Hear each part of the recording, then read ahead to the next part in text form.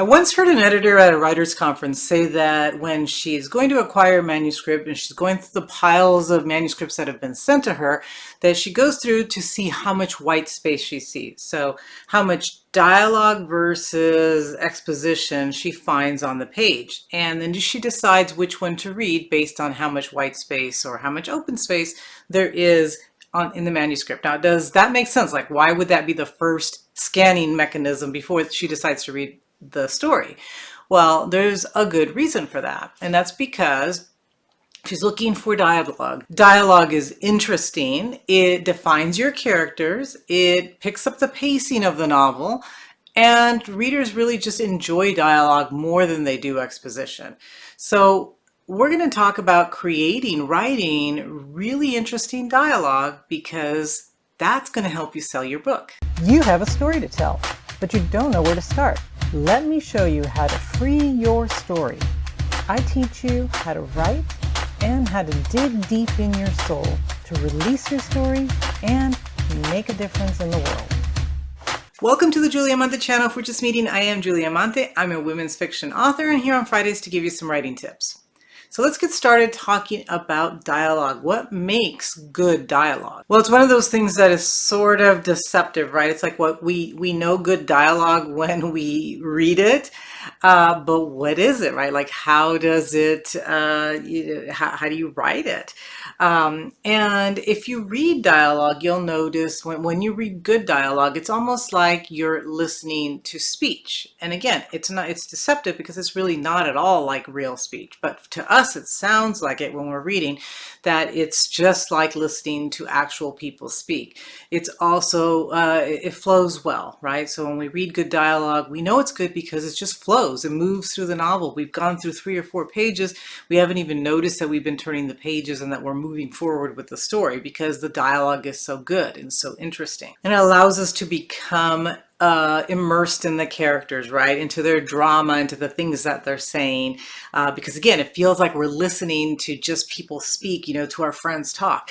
So how do we achieve that, right? How do we get achieve that goal of creating this very natural sounding, good dialogue? Okay, so number one, first thing is that you want to keep your dialogue short. You don't want to go on and on and on. Most people really don't speak in these long monologues, right? They don't just start talking.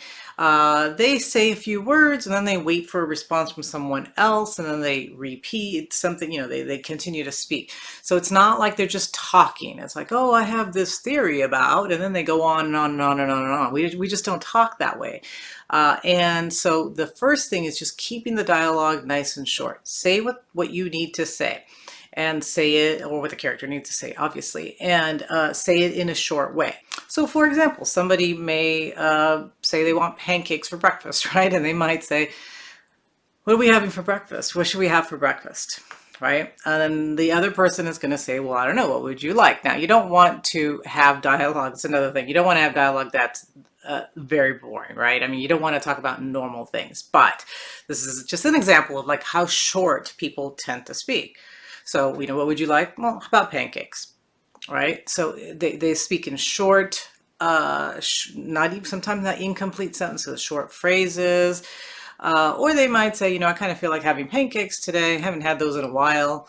Yeah, let's have pancakes, right? So it's short, it's to the point. If they're going to say more than a few words, there has to be a reason to it. So if they're going to have a longer exposition, somebody might be asking, okay, so I read your diary, read your journal, and who's Bob, right?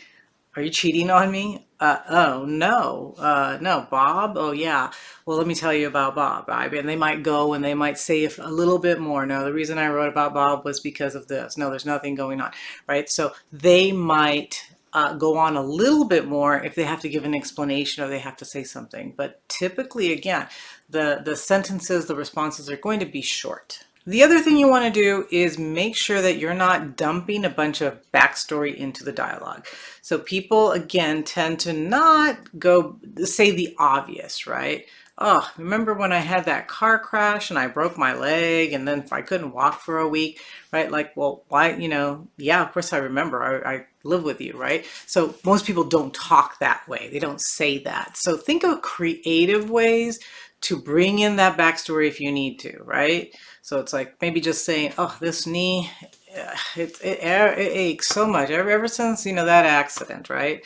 And then the other person could say, oh yeah, I remember, or something, but you don't want to bring in the backstory like a long story. Remember the day, when I crashed, because it feels fake. It feels fake because people don't talk that way. So you want to make sure that when you're bringing in backstory, that you do it in dialogue, maybe that you bring in, you could be internal thoughts as well, right? The person could be thinking, man, my knee aches all the time. Since that accident 2 years ago, this knee hasn't been the same.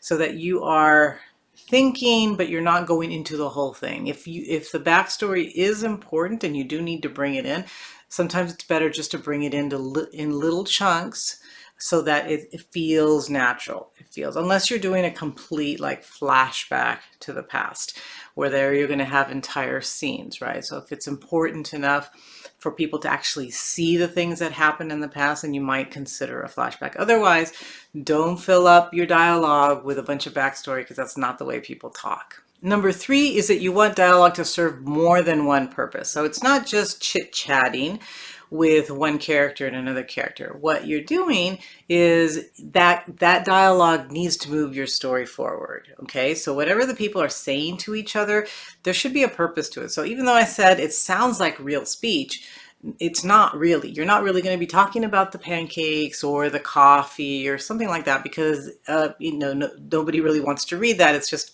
characters talking, right?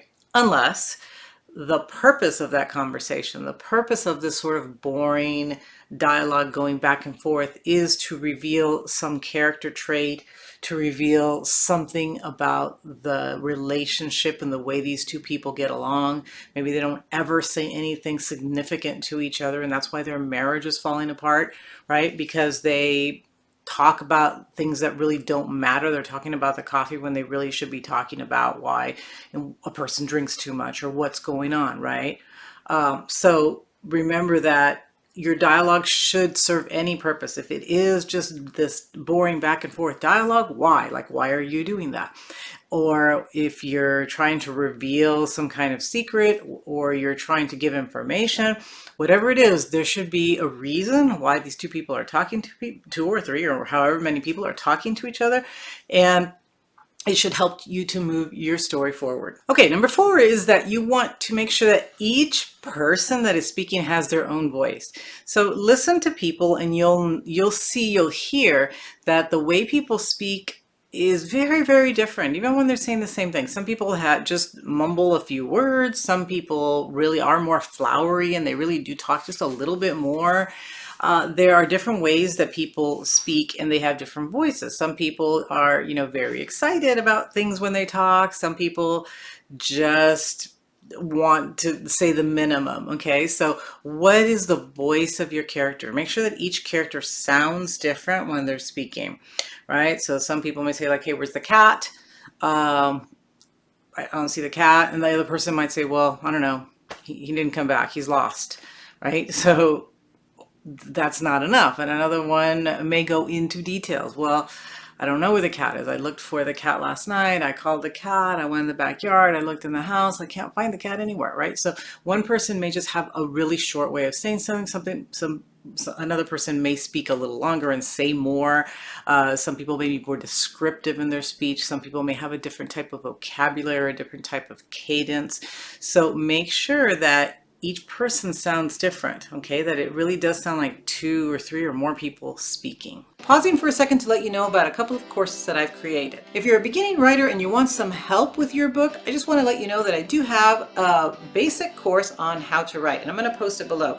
And if you're not a beginning writer, but you are more established and you're ready to publish your work, you have your novel written, I also have a publishing course, and I will also post it below, so take a look at it. Maybe they'll be just what you're looking for. All right, let's go back to the video now. Okay, the next thing, number 5, is tags.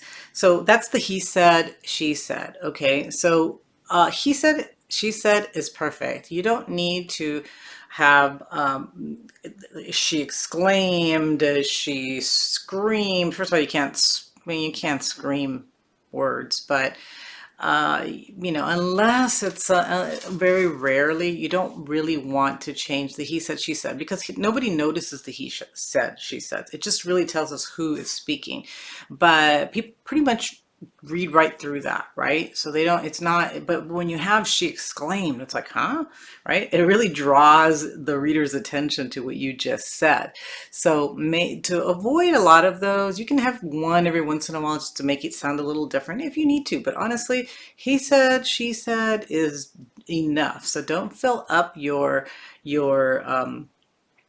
manuscript, your story with a bunch of bizarre tags. It's also great just to avoid tags completely, right? So you could just say, where's the cat? Mary pointed to the cat bed, right? So you don't need to say she said, where's the cat? She said or she asked, because you already know that she said it and that she's pointing to the cat bed, right? So a lot of times we can even avoid the he said, she said if we have some type of action that the character is doing and we're identifying who the character is that's moving around or saying things. The next thing is to be careful about how you're identifying the characters. So a lot of times, I mean, sometimes we use people's names, but rarely, right? Like how often when you're talking to your friend or to your spouse, do you actually say their name, right? You're just talking to them. They know you're talking to them. So you're not saying, hey, John, unless you're trying to get their attention, right? If they're not looking at you, they're doing something else, and you might say their name. Otherwise, if you're just like having coffee across the table, you're not going to say, John, do you like your coffee? Hey, John, do you this, right? Because it just starts to sound weird. Like we don't repeat people's names over and over again. So be careful how the characters are addressing each other and whether they're using their names in a logical way because they're trying to get somebody's attention, or maybe you have 4 or 5 people that are there and you really want to make sure that you are saying who you're talking to, then you can use that person's name. But typically, again, we don't use each other's names every single time we say a sentence. So just remember to avoid using the names too frequently. Okay, and then the last thing is that you do want to have narrative, okay? You don't want to have huge narrative paragraphs in between dialogue because then it really cuts up your dialogue.